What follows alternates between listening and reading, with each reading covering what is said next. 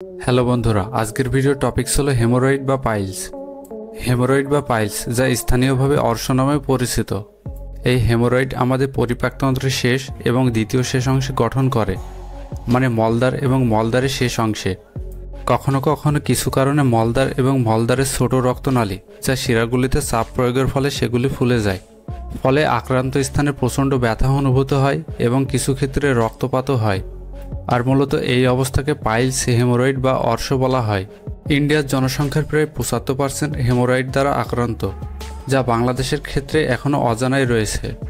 তো আসুন এখন জেনে নিই কেন এবং কিভাবে অর্শরোগ হয়। আমাদের তলপেটের অঞ্চল, বিশেষ করে মলদ্বারের চাপের কারণে অর্শরোগ তৈরি হয়।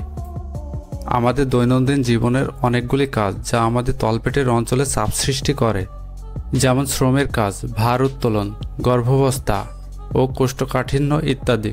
এই সকল অবস্থায় আমাদের মলদ্বার এবং মলদ্বারের শিরাগুলির উপর অতিরিক্ত চাপ পড়ে যায়, যার ফলে জায়গাটি ফুলে যায়, ব্যথা অনুভূত হয় এবং প্রদাহ শুরু হয়।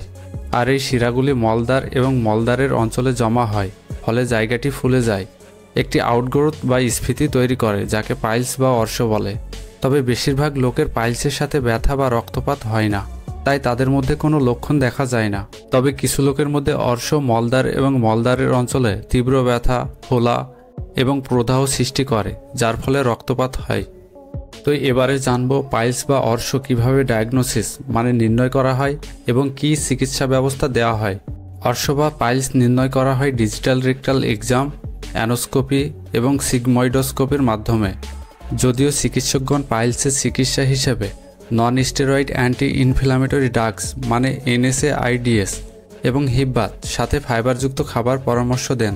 তবে পাইলস বা অর্শরোগ জটিল রূপ ধারণ করলে সেক্ষেত্রে অস্ত্রোপচারের মাধ্যমে পুরোপুরি অপসারণ করানো হয়, যেমন rubber band ligation, electrocoagulation, infrared coagulation এবং স্ক্লেরোথেরাপি ইত্যাদি প্রসিডিউর ব্যবহার করে গুরুতর ক্ষেত্রে হেমোরয়েড বা পাইলস সম্পূর্ণভাবে অপসারণ করানো হয়।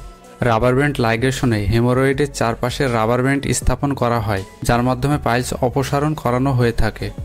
যখন ইলেকট্রোকোয়াগুলেশন এবং infrared coagulation, electric current infrared প্রোবের মাধ্যমে হেমোরয়েড বা পাইলসকে উত্তপ্ত করে অপসারণ করানো হয়। তবে স্ক্লেরোথেরাপিতে একটি নির্দিষ্ট কেমিক্যাল ইনজেকশনের মাধ্যমে প্রয়োগ করে পাইলস বা অর্শকে সম্পূর্ণভাবে ডিস্ট্রয় করা হয়।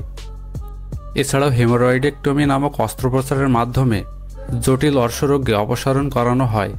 তো বন্ধুরা, পাইলস বা অর্শ সম্পর্কে আপনাদের যদি কোনো মন্তব্য থেকে থাকে অবশ্যই কমেন্টে জানাবেন। আর ভিডিওটি ভালো লাগলে অবশ্যই একটি লাইক করে দিবেন, সাথে শেয়ারের মাধ্যমে অন্যান্য বন্ধুদের দেখার সুযোগ করে দিবেন। ধন্যবাদ।